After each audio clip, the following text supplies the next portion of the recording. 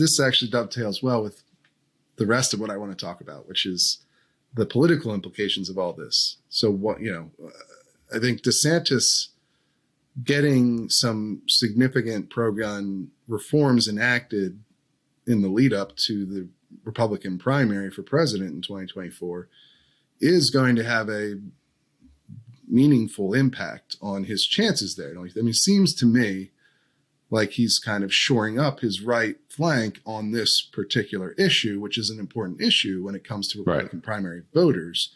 Do you think that's an accurate assessment of what's going on here? I mean, he has, it took a while for him to pass any pro-gun bills. He didn't do it in his first term, but now he's getting to it. And it's hard to ignore the timing, I think. I think you're exactly right. Again, this is a description of DeSantis, not an endorsement. I am broadly pro DeSantis. I agree with most of the stuff he's done. I voted for him twice. I also have been pretty critical of him in certain areas, and I'll continue to be so. So what I'm about to say is not a holistic endorsement of DeSantis. It's a description of his behavior. If you look at the last year of Florida politics, you will see Ron DeSantis very carefully and assiduously giving himself the chance to push back against criticism, both within the Republican primary and a potential general election. Some of the things that DeSantis has done that I don't like are very clearly a way of neutralizing attacks that he anticipates coming his way, even when he runs for president. For example, he has taken steps with the legislature to weaken teachers' unions, but he's also given teachers a big pay rise twice. He was instrumental in the passage of a bill and the allocation of funds that help people in certain professions pay their mortgage. Now, this isn't a huge amount of money. It's actually equivalent to what Florida spends on protecting manatees every year. But it gives nurses, doctors, firefighters, these professions, especially for people moving out of state, a little bit of help with their mortgage. I oppose this profoundly. I don't think that's what government is for. I also understand why he did it, which is so that if people say, you hate everyone except the rich, he can say, no, I don't. Look at my mortgage bill. If people say, look, you hate teachers, he can say that's nonsense. I gave them big raises twice. And I think what we've seen with guns is exactly the same. DeSantis does agree with constitutional carry. He's not pandering, but he is aware that Florida has lagged behind in this area and that he is potentially going to be standing on a stage with people from states that passed it a long time ago. Right. And I don't know who's going to run. But let's assume for the sake of argument that on the same stage as DeSantis are Kristi Noem, Greg Abbott, Brian Kemp. Yep. All of those states are constitutional carry states.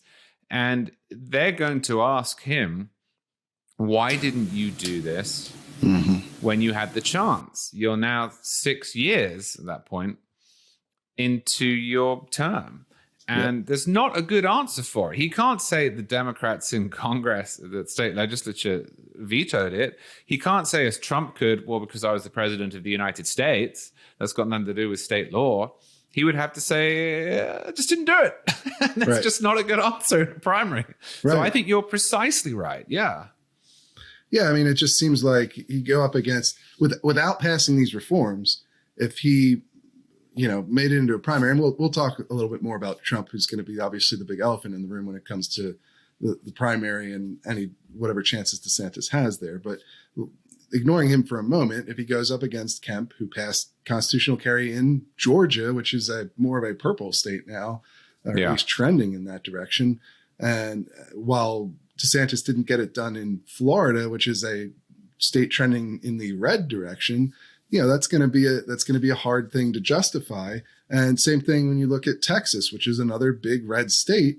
If Abbott passed constitutional carry, Abbott passed the banking bill, Abbott passed a slew of other pro-gun reforms, and DeSantis didn't do anything, that would be a huge problem for him. in the primary at the very least. And so it seems like this is really kind of smart politics to go, if you're going to have, you know, at least give yourself a chance of pursuing the Republican nomination for president in 2024. It seems like he's got to pass these sorts of bills. Well, and even just in visual form, I mean, if you look at a map of permitless carry states, Florida now sticks out along with Louisiana. Louisiana has a good excuse, and that is that the legislature keeps introducing it, but they have a Democratic governor. He's a conservative Democrat, but he's also a Democrat who is opposed to permitless carry. Mm-hmm. He's fine with shall issue concealed carry. Florida is one of the only triple red states that doesn't have permitless carry at this point.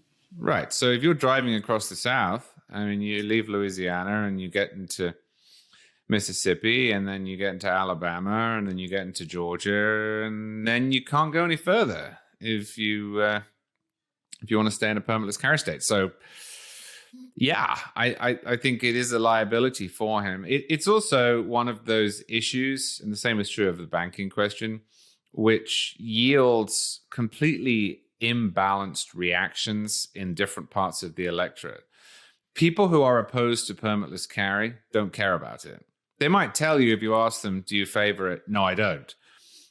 But they don't vote on it. It's just not important to them. It will pass. They'll forget about it in 10 minutes. The people who want constitutional carry, they want it big time.